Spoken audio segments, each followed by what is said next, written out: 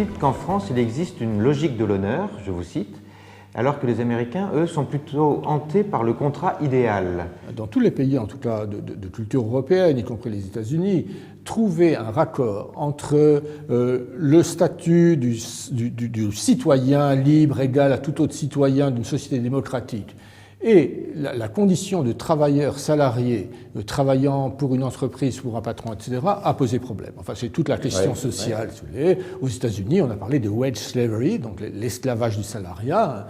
Et donc, les divers pays ont construit des systèmes très différents pour réagir à ça. Et donc, aux États-Unis, effectivement, dans la tradition américaine, qui était déjà une tradition anglaise, etc., la réponse à ça a été de dire on se met dans un rapport de clients-fournisseurs égaux, ayant des pouvoirs de négociation égaux, et toute la législation sociale américaine a été de favoriser le pouvoir de négociation, disons, des salariés, qui vont pouvoir librement négocier des contrats et qui vont être, dans le cadre de leur contrat, devoir respecter leur contrat, et dans lequel, c'est dans cette vision, le fait de fixer très précisément les droits et les obligations, ce que chacun doit faire, ne doit pas faire, etc., fait partie du fait qu'on les traite comme des hommes libres. Bon.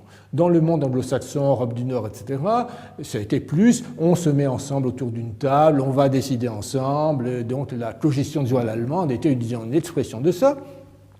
Dans la situation française, la solution était encore différente, a été de dire chacun a son métier, hein, et c'est dans la mesure où chacun, même s'il a un métier relativement modeste, est respecté dans son métier autant que celui qui a un métier brillant, disons plus noble que lui, va être respecté dans son métier, que chacun peut considérer qu'il est traité de manière honorable et que donc, à travers, disons, le respect de ce métier, disons, il est bien traité. Et par rapport à ça, si vous voulez, la définition très précise des droits, des devoirs des parties, l'encadrement par des procédures qui, dans une perspective américaine, fait partie d'un traitement convenable de celui qui est traité comme un homme libre, parce que justement, il n'est pas soumis à l'arbitraire, dans la société française, et au contraire va être compris comme on se méfie de moi, on ne me reste pas dans mon métier, on ne se confie pas, disons, à moi en tant qu'homme de métier.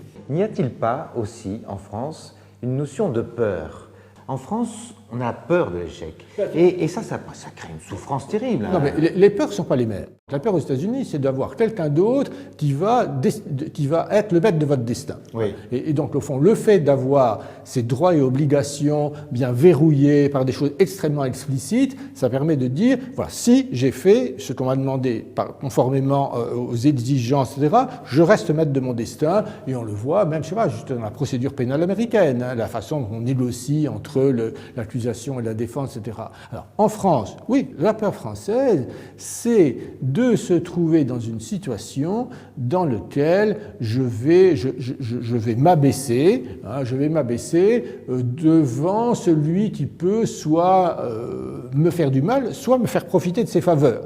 Au fond, et alors du coup, avec le rapport très compliqué, disons, des Français aux clients, parce que si je dois dépendre de mon client, si je dois faire plaisir au client pour arriver à être bien traité, à ce moment-là, je m'abaisse devant le client. Parce que les Français aiment être par rapport au client dans une position de l'expert qui va être expliqué au client ce dont le client a besoin, et qui vont pouvoir se donner beaucoup de mal, hein, et de manière extrêmement créative pour résoudre les problèmes du client, proposer des choses innovantes au client, mais, disons, par rapport à ça, se trouver dans la situation du simple prestataire de service à qui on commande, vous faites ça, et puis tac, tac, vous le faites, etc., ça, les Français n'aiment pas ça.